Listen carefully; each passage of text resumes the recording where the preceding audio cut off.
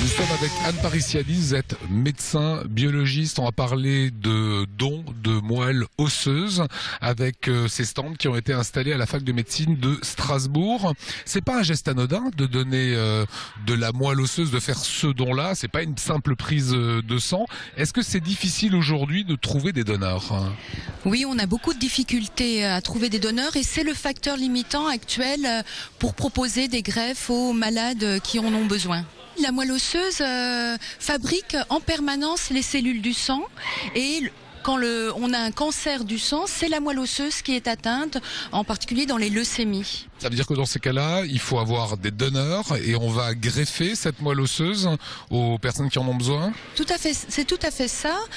On va remplacer les cellules malades par des cellules saines. Et quand un patient est atteint de leucémie, on peut lui proposer une greffe. Et il faut savoir que la plupart des patients n'ont pas de donneur familial qui soit compatible. Alors à ce moment-là, on va s'adresser au registre qui compte les donneurs qui acceptent de donner pour quelqu'un en dehors de leur famille. Et le don, en fait, se résume à un don de cellules, on appelle ça par site aphérèse, comme un don de plaquettes. Donc il n'y a pas, pour plus de 60 à 70% des cas, il n'y a pas d'anesthésie générale, il n'y a pas d'hospitalisation. On reçoit un médicament quelques jours avant le don, qui permet en quelque sorte de stimuler la moelle, qui va aller dans le sang, et on fait un don comme si on donnait des plaquettes. Mais c'est pas une prise de sang.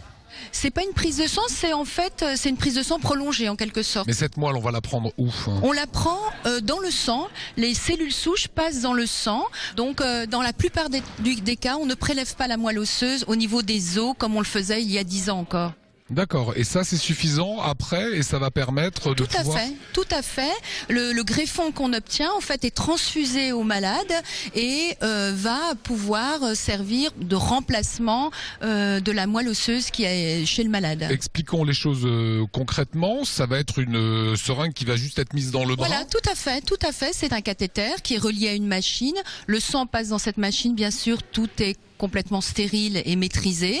Les cellules, par un système complexe, sont mises de côté. Les cellules qui nous intéressent, qui sont les cellules souches, les restes des cellules est donné au donneur.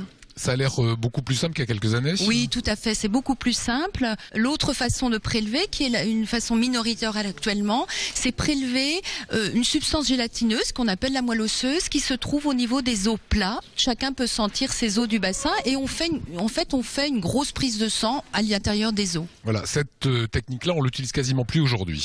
C'est minoritaire, oui, minoritaire, moins de 40% des cas.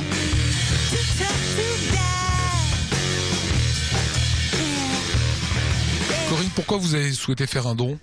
Pour sauver une vie, tout simplement. Je suis inscrite depuis 2009 et j'espère être appelée tous les jours pour avoir le bonheur de sauver quelqu'un, un malade, un enfant, un adulte, voilà. Mais jusqu'à présent, est-ce que vous avez déjà fait un don? Non, je n'ai pas eu le bonheur d'être appelée encore. Pourquoi on ne vous appelle pas?